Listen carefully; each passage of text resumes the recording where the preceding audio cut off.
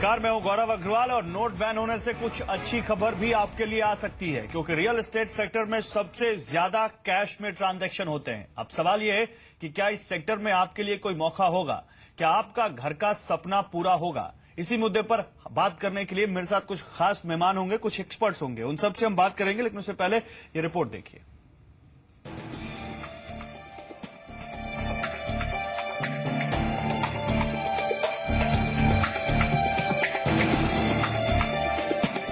Note ban होने से कुछ अच्छी खबर भी आपको मिल सकती है। कहा जा रहा है कि काले धन से सबसे ज्यादा असर रियल एस्टेट सेक्टर पर पड़ने जा रहा है। रियल एस्टेट में सबसे ज्यादा कैश में सौदे होते हैं, इसलिए सबसे ज्यादा असर रियल एस्टेट पर पड़ रहा है। सबसे ज्यादा मार रेसिडेंशियल सेगमेंट पर पड़ रही है। JLL एशिया पैसिफिक रिसर्च की रिपोर्ट के मुताबिक कैश ट्रांजैक्शन की कमी की वजह से रेसिडेंशियल सेगमेंट पर बड़ा असर देखने को मिल सकता है। सबसे ज्यादा असर लग्जरी सेगमेंट पर पड़ सकता है। रिपोर्ट में कहा गया है कि बड़ी रियल एस्टेट कंपनियों के बजाय छोटी कंपनियों पर असर पड़ सकता है क्योंकि ये कंपनियां कैश में अपना ट्रांजैक्शन करती हैं। एक दूसरी research firm prop equity research के मुताबिक सितंबर के क्वार्टर में पहले ही 22% की गिरावट आ चुकी है। ऐसे में नोटबंदी के बाद ये गिरावट और बढ़ सकती है। JLL के मुताबिक रियल एस्टेट में इन्वेस्टमेंट में एक रूपता आएगी, साथ ही इंस्टीट्यूशनल कैपिटल के मौके बढ़ेंगे। FDI, प्राइवेट इक्विटी और डेट प्लेयर्स को ज्यादा पारदर्शी मार्केट मिलेगी। हालांकि कुछ जानकारों के मुताबिक सिस्टम में ब्लैक मनी के हटने और ज्यादा पारदर्शिता आने और कॉस्ट ऑफ कैपिटल कम होने से आने वाले दिनों में घरों की कीमतों में 30% की कमी का अनुमान लगाया जा रहा है। रियल एस्टेट की सेकेंडरी मार्केट में भी कैश कंपोनेंट का अहम हिस्सा होता है और इससे नेगेटिव इम्पैक्ट होगा। टायर 1 के अलावा टायर 2 और टायर 3 शहरों में भी प्रॉपर्टी के दामों में 20 से 30% कमी देखने को मिल सकती है। अमेरिका में नए राष्ट्रपति के आने के बाद भी डॉलर के रेट में उतार चढ़ाव देखने को मिल सकता है। ब्यूरो रिपोर्ट, जी मीडिया। तो कहीं ना कहीं नोट जो बंद हुए हैं, हाई डिनोमिनेशन की जो करेंसी सरकार ने बंद की है, रद्द की है, उसका असर रियल एस्टेट सेक्टर पर पड़ेगा। तमाम जानकारी कह रहे हैं और इसमें अच्छी बात यह है कि घर सस्ते होंगे तो जो एंड यूजर है या जिसको बहुत जरूरत है घर की, उसके लिए ये एक अच्छा वक्त होगा अपने लिए अपना घर खरीदने का। मेरे साथ इस पर बात करने के लिए कुछ खास लोग हैं, लेकिन आइए आपको पहले कुछ और दिखाते हैं, आपको कुछ और जानकारी देते हैं, उसके बाद अपने एक्सपर्ट्स के पास चलते हैं। लॉन्ग टर्म में गिरावट नहीं। जी हां, अगर आप सोच रहे हैं कि लॉन्ग टर्म में गिरावट रहेगी तो ऐसा नहीं है। शॉर्ट टर्म में कैश क्रंच से रीसेल मार्केट पर थोड़ा दबाव पड़ा है और आगे भी थोड़ा शॉर्ट टर्म में दबाव रहेगा। शॉर्ट टर्म में बड़े शहरों टियर 2 और टियर 3 शहरों में इसका कुछ असर दिखेगा, ये जानकार कह रहे हैं। और लॉन्ग टर्म में ग्रोथ स्टोरी पर इसका असर नहीं होगा क्योंकि नोट बंद होने से ग्रोथ बढ़ेगी आने वाले कुछ सालों में, ये तमाम जानकार कह रहे हैं। और जब ग्रोथ बढ़ेगी तो रियल एस्टेट सेक्टर में भी उसका असर होगा। लेकिन काला धन कम होने से क्या होगा, ये हम आपको बताते हैं। ब्लैक मनी अगर रियल एस्टेट सेक्टर में कम होगा तो क्या होगा? पारदर्शिता बढ़ने से कंपनियां अफोर्डेबल हाउसिंग की तरफ जाएंगी क्योंकि लग्जरी सेगमेंट पे जो अकूत संपत्ति आती थी, जो अकूत ब्लैक मनी आती थी, उस पर रोक लगेगी तो अफोर्डेबल हाउसिंग की तरफ बिल्डर ज्यादा जाएंगे। सरकार अफोर्डेबल हाउसिंग को बढ़ावा दे रही है और आगे भी सरकार अफोर्डेबल हाउसिंग को बढ़ावा देगी। लिक्विडिटी बढ़ने से बैंक लैंड ट्रांजैक्शन के लिए फंडिंग करेंगे और बैंकों से ज्यादा पैसा चैनलाइज होगा। इससे लैंड की कीमतों में भारी कमी आएगी जो आज काफी ज्यादा है। इससे बिल्डर की कॉस्ट भी कम होगी। बिल्डर की कॉस्ट कम होगी तो घरों की कीमतों पर भी इसका असर दिखेगा। तो ये काला धन कम होने का एक पॉजिटिव इंपैक्ट है। मेरे साथ इस पर बात करने के लिए खास मेहमान बने हुए हैं। मेरे साथ इस वक्त राजीव तलवार हैं, CEO DLF के। मेरे साथ मनोज जैन हैं, डायरेक्टर साया डेवलपर्स। कुंदन मिश्रा हैं, एडवोकेट हैं और रियल एस्टेट के मामलों में अच्छी खासी कानूनी जानकारी रखते हैं। आप सभी लोगों का स्वागत है। और मनोज जैन साहब, एक छोटा सा रिएक्शन आपसे लेना चाहूंगा। आपको क्या लगता है, जो तमाम जानकार कह रहे हैं कि हाई डिनोमिनेशन की करेंसी बंद होने से रियल एस्टेट सेक्टर में ब्लैक मनी पर सबसे बड़ा प्रहार हुआ है और आम आदमी को इसका फायदा होगा, आने वाले दिनों में उसको सस्ते घर मिलेंगे, मानते हैं आप इस बात को सर? जी, मेरा मानना है कि शॉर्ट टर्म में अभी जो चल रहा है कि डिनोमिनेशन के जो नोट बंद हुए हैं कि हर आदमी वेट एंड वॉच की पॉलिसी पे चला हुआ है, लेकिन अल्टीमेटली क्या होगा जब ये डिनोमिनेशन के नोट बंद हो जाएंगे और सारा ही करेंसी बैंकों में चला जाएगा, ब्लैक हो व्हाइट हो जो भी, अल्टीमेटली बैंकों में जाएगा। जब बैंकों में जाएगा तो वहां पे हमारे पास लिक्विडिटी बढ़ेगी। जब वहां लिक्विडिटी बढ़ेगी तो अल्टीमेटली बैंक्स अपने रेट डाउन करेंगे, जो कुछ लोगों ने ऑलरेडी किया है। जब वो रेट डाउन होंगे तो लोगों को सस्ते घर मिलेंगे और डिमांड बढ़ेगी। जब डिमांड बढ़ेगी तो अल्टीमेटली प्राइसेस फिर से सेटल होंगे। शॉर्ट टर्म में हम जरूर कह सकते हैं कि कुछ दिनों के लिए स्टैंड स्टिल हुआ है मार्केट। ओके, मेरे साथ कुंदन मिश्रा भी। कुंदन मिश्रा, इस वक्त सबसे ज्यादा अगर देखें डिस्प्यूट में मामले जाते हैं तो कहीं ना कहीं कि बिल्डर्स ने वादे पूरे नहीं किए, बिल्डर ने जो बोला उससे ज्यादा रेट बढ़ा दिए या पोजीशन टाइम पे नहीं दिया। आपको लगता है कि जब इतनी चीजें चैनलाइज होंगी और सब कुछ सिस्टम के अंदर आएगा तो ये डिस्प्यूट्स भी कम होंगे? जी, मेरा मानना है कि इससे सबसे ज्यादा इफेक्ट होगा उन बायर्स का जो कोर्ट में है या फ्यूचर में अगर किसी तरह की लिटिगेशन होती है। उसका रीजन ये है कि जब अकाउंटेबल कैश मार्केट में आ रहा है, अकाउंटेबल कैश से अगर हम कोई प्रॉपर्टी ले रहे हैं तो हमारा रिलीफ बहुत ही क्विक है, क्योंकि हम कोर्ट में बड़ी क्लियरली बता सकते हैं कि इतना पैसा हमने इन्वेस्ट किया, ये मेरा रिटर्न होना चाहिए था। सो कैलकुलेशंस बहुत ईजी हो जाती हैं। ठीक है। मेजोरिटी ऑफ प्रॉब्लम आज होती है ऐसे बायर्स को जिन्होंने कुछ पार्ट कैश में पे किया, पार्ट चेक में पे किया या व्हाइट मनी पे किया, तो वो कुछ भी क्लेम नहीं कर सकते उस पैसे का जो उन्होंने पे किया होगा अदर देन कैश व्हाइट। तो उस सिचुएशन में लीगल अकाउंटेबिलिटी बहुत ज्यादा बढ़ेगी और बहुत ही क्विक रिलीफ मिलेगा। डैमेजेस आप बहुत जल्दी क्लेम कर सकते हैं, तुरंत डैमेजेस आपको कोर्ट के डायरेक्शन से मिलने शुरू हो जाएंगे। और थोड़ी सी भी डायवर्शन होती है कहीं फंड की तो कोर्ट बहुत तेजी से उन्हें पकड़ सकता है कि इतना फंड आया था, आपने डाइवर्ट कर दिया। तो क्रिमिनल केसेस भी उनके खिलाफ बनाए जा सकते हैं और क्रिमिनल रिलीफ भी मिल सकता है उनको क्रिमिनल लॉ के अंदर। जो एक एंड यूजर है उसके लिए तो बहुत अच्छी स्थिति है और एंड यूजर के लिए तो बहुत अच्छी चीज होगी आने वाले दिनों में।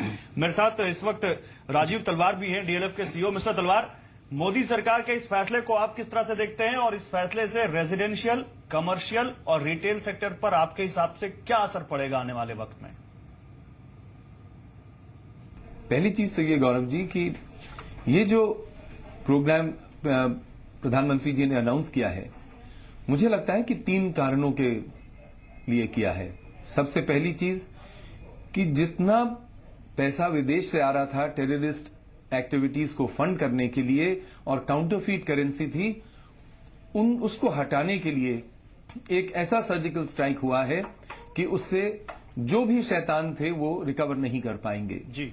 दूसरी चीज जो कि ड्रग ट्रेड में ये पैसा लगा हुआ था और हमारी जो युवक हैं उनको नष्ट कर रहा था, उसको मिटाने के लिए ये एक बहुत ठोस कदम है। तीसरा जो मापदंड प्रधानमंत्री जी ने सामने रखा है कि भ्रष्टाचार को खत्म करने के लिए, ये भ्रष्टाचार हर एक डिपार्टमेंट में उनके मुताबिक फैला हुआ था। बेशक वो कोई भी राजनीतिक हो, बेशक वो सरकारी हो, बेशक वो सरकारी कर्मचारियों का हो, बेशक किसी और कर्मचारियों का हो, उसको खत्म करने के लिए ये एक बहुत सर्वश्रेष्ठ कदम प्रधानमंत्री ने अपने सामने रखा है। और मुझे पूरी आशा है कि इस कदम के कारण हम लोग एक नई आर्थिक प्रणाली की तरफ जा रहे हैं जो कि कैशलेस सोसाइटी है। और जितने युवक युवतियां हैं उनको जैसे ही नौकरियां नहीं मिलेंगी, सर, लेकिन आप वो रियल लोग एस्टेट सेक्टर के बारे में अगर आपसे प्लास्टिक पूछूं मनी मैं के द्वारा मिस्टर तलवार, अपना निर्वाह अगर मैं करेंगे, आपसे रियल एस्टेट जैसे कि सेक्टर के विदेशों बारे में पाया पूछूं जाता कि है। मोदी सरकार के इस फैसले से रियल एस्टेट सेक्टर में ब्लैक मनी खत्म होगी कि नहीं, तो आप क्या देखते हैं इस मुद्दे पर? हम लोग मोटा मोटा जो मानते हैं कि रियल एस्टेट सेक्टर में करीबन 4 किस्म के खिलाड़ी होते हैं या कंपनियां होती हैं। एक तो वो जो सबसे ऊपर है, जानी पहचानी कंपनियां हैं और जिनमें जब आप नई प्रोडक्ट खरीदते हैं तो कोई भी काले धन का इस्तेमाल नहीं होता। हम लोग अपने आप को ही नहीं ऐसा एक मानते, बट अपनी तरह कई बहुत कंपनीज हैं जो कि इंस्टीट्यूशनलाइज्ड हैं, जो कि ऑर्गेनाइज सेक्टर में हैं और पूरे भारतवर्ष में फैली हुई हैं, जो सिर्फ चेक और बैंकिंग चैनल्स के द्वारा पैसे लेती हैं। दूसरी ऐसे प्लेयर्स हैं जिनको कई बारी हम लोग रोग प्लेयर्स कहते हैं, जो निवेश करते हैं काले धन का और कई बारी जो अपनी प्राइसेस है वो बहुत कम अनाउंस करते हैं। तो उनको जरूर कठिनाई आने वाली है। जिन्होंने बेचने के टाइम एक बहुत कम लिया गया है, बहुत जो बैंकिंग चैनल से पैसा, और उन्होंने जो काले धन का इस्तेमाल किया है, स्पेशली जमीनों को खरीदते वक्त उनको बहुत कठिनाई आएगी। पर अच्छी बात यह है कि जमीनों की खरीदारी जो है पिछले 6-7 वर्षों में बहुत कम से ना के बराबर हुई है और इसी कारण उसमें काले धन का इस्तेमाल बहुत कम किया गया होगा। तीसरी जो कंपनियां हैं वो हम लोग जो कहते हैं जो फ्लाई बाय नाइट ऑपरेटर्स होते हैं, जो कि सेकेंडरी सेल्स में पैसा पकड़ते हैं और उनसे फिर नए मकान बनाते हैं, तो उनको डेफिनेटली कठिनाई आएगी क्योंकि ये माना गया है कि उसमें काले धन का काफी इस्तेमाल होता है। ठीक और है। चौथे वो हैं जो ब्रोकर्स और दूसरे जो बन जाते हैं बिल्डर्स, एक एक मकान के लिए, एक एक छोटे छोटे मकानों के लिए, उनमें शायद जो लोग निवेश करते हैं उनकी क्षमता नहीं होती कि वो पूरा बैंकिंग चैनल पे कर पाए, तो उनको कठिनाई होगी। पर मोटे तौर पे अगले कुछ वर्षों में हमें देखने को यह आएगा कि काले धन का निवेश नहीं होगा। ठीक है सर। और सिर्फ बैंकिंग चैनल्स के थ्रू डील किया जाएगा। ठीक है। तो हमें लगता है कि जो हमारी जैसी बड़ी कंपनियां हैं, ऑर्गेनाइज कंपनियां हैं, जो पहले स्तर की कंपनियां हैं, उनको इससे फायदा पहुंचेगा। जी उनकी ठीक है जो- सर, आप रहिए मेरे साथ। मैं एक इसी पर्सपेक्टिव से जुड़ा हुआ एक दूसरा सवाल आम आदमी से जुड़ा हुआ लेकर जाऊंगा मनोज जैन के पास। मनोज, आप भी एक डेवलपर हैं और आप भी जब घर बनाते होंगे तो आप भी उसमें कुछ कैटेगरीज रखते होंगे, जैसे लग्जरी सेगमेंट में या अफोर्डेबल सेगमेंट में, ये मिड अफोर्डेबल या मिड लग्जरी सेगमेंट में। तो Manoj, JLL Asia Pacific research की एक रिपोर्ट कहती है कि कैश ट्रांजैक्शन में कमी की वजह से रेजिडेंशियल सेगमेंट पर असर पड़ेगा और सबसे ज्यादा असर लग्जरी सेगमेंट पर पड़ेगा। मानते हैं इस बात को? और इसका एक दूसरा इफेक्ट या साइड इफेक्ट ये होगा कि अफोर्डेबल हाउसिंग पे बिल्डर अब ज्यादा या डेवलपर ज्यादा जाएंगे और एक आम आदमी के लिए ऑप्शन ज्यादा खुलेंगे, लगता है आपको?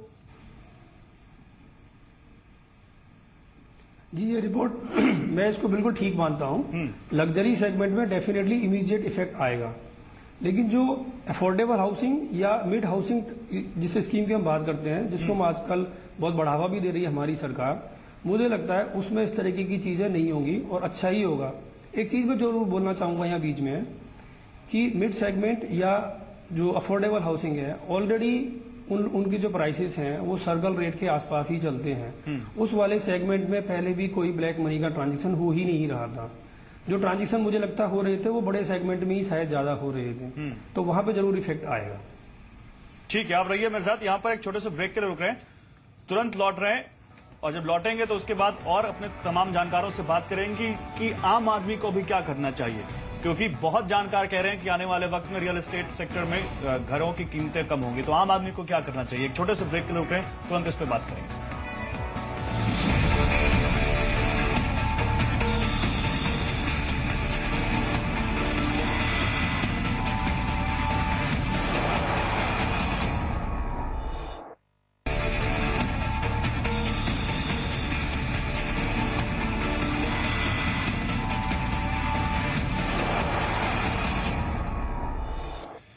तो बदलेगी रियल एस्टेट की तस्वीर और सस्ते होंगे घर, ये कयास लगाए जा रहे हैं। और एक मैंने आपको बताया था अपने पैकेज अपनी रिपोर्ट में बताया था कि जेएलएल एशिया पैसिफिक रिसर्च की रिपोर्ट है कि लग्जरी सेगमेंट पर सबसे ज्यादा असर होगा। और उसी से मेरे साथ जुड़े हुए हैं Santosh Kumar, CEO JLL. Mister Kumar, स्वागत है आपका जी बिजनेस पर। और पहला सवाल, आपकी इस रिपोर्ट का आधार क्या है और क्यों कह रहे हैं आप कि अफोर्डेबल सेगमेंट में डेवलपर ज्यादा आएंगे और लग्जरी सेगमेंट कम होगा?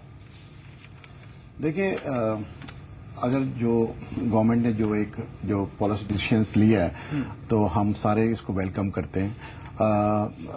सबसे ज्यादा इसकी वजह से जो इम्पैक्ट हुई है वो लग्जरी है, लग्जरी सेगमेंट है और रेजिडेंशियल सेगमेंट है।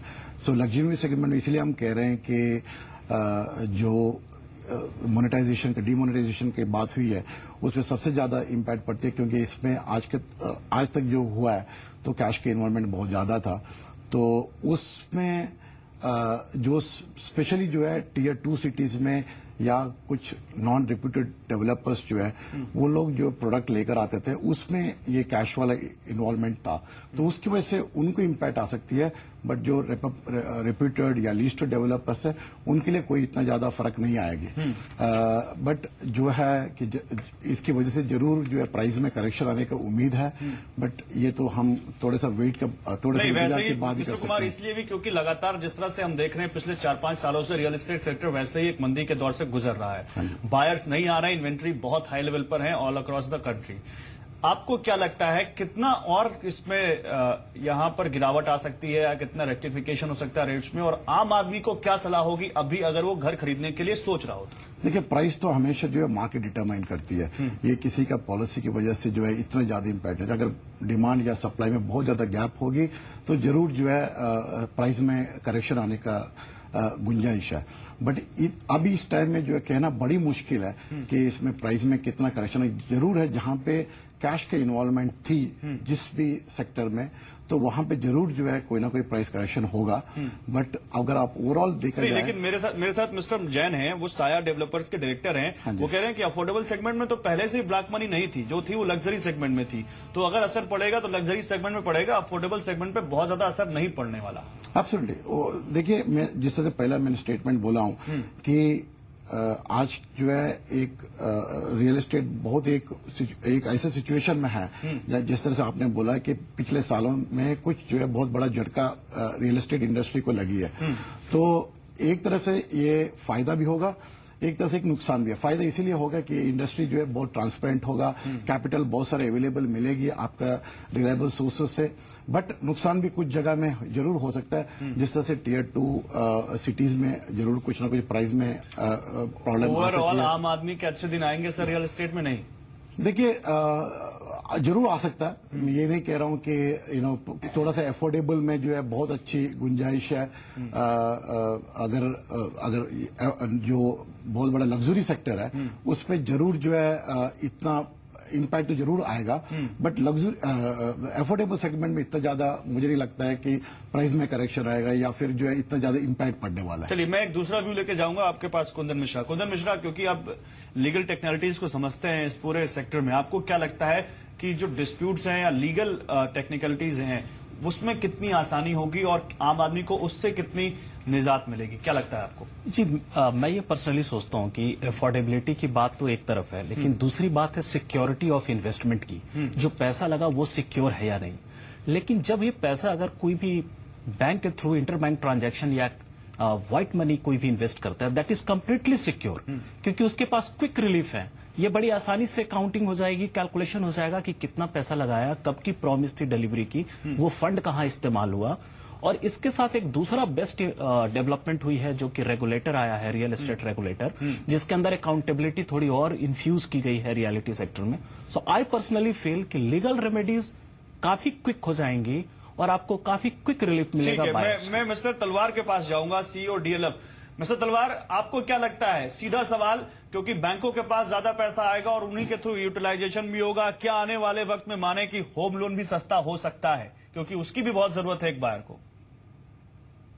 अब जो सरकार की जो मानसिक स्थिति है और या जो सरकार मानती है कि बैंकों में ही पैसा नहीं आएगा, इसके कारण जो कि मार्केट में जैसे कठिनाइयां हो रही हैं और लोगों का जो निवेश होगा वो कम होगा क्योंकि काला धन नहीं होगा, तो उससे इन्फ्लेशनरी जो ट्रेंड था जिसके कारण इंटरेस्ट रेट्स कम नहीं हो पा रहे थे वो हट जाएगा, इन्फ्लेशन नहीं होगी और बैंक जो हमारे रिजर्व बैंक हैं उनके द्वारा जो मुद्रास्फीति के कारण इंटरेस्ट की दरें ऊंची रहती थीं वो कम हो जाएंगी। जैसे ही इंटरेस्ट रेट कम होंगे और हमारे जो पब्लिक सेक्टर या प्राइवेट बैंक्स हैं उनके पास अधिक राशि होगी, धनराशि होगी, तो जरूर इंटरेस्ट रेट कम होने के कारण जी और धनराशि बढ़ने के कारण, दोनों के कारण डिमांड लोन्स की जो है ऊपर जाएगी और उसी से निवेश होगा बैंकिंग चैनल्स के थ्रू और उसी से नौकरियां भी लगेंगी, उसी से बिजनेस एंटरप्राइजेस भी बढ़ेंगी और उसी से जो रियल एस्टेट डेवलपमेंट है वो भी आगे वृद्धि करेगी। मतलब सर, उम्मीद बहुत ज्यादा है एक आम आदमी के लिए जो अपनी मेहनत की कमाई से अपना एक घर खरीदना चाहता है, क्योंकि यहाँ पर ब्लैक मनी पर तो सरकार ने वार किया, लेकिन इसका साइड इफेक्ट ये है कि जो रियल एस्टेट सेक्टर में उसमें घरों की कीमत सस्ती हो सकती है, लग्जरी सेगमेंट में ज्यादा, लेकिन अफोर्डेबल सेगमेंट में भी उसका कुछ ना कुछ असर जरूर आएगा। तो आपके लिए एक अच्छा वक्त हो सकता है आज के 5 महीने बाद, 6 महीने बाद, जब आप एक अच्छा सा घर खरीद सके, आपके पास ऑप्शन ज्यादा हो। फिलहाल आप सभी लोगों का बहुत शुक्रिया। हमारे इस शो में बस इतना ही। आप देखते रहिए जी बिजनेस। नमस्कार।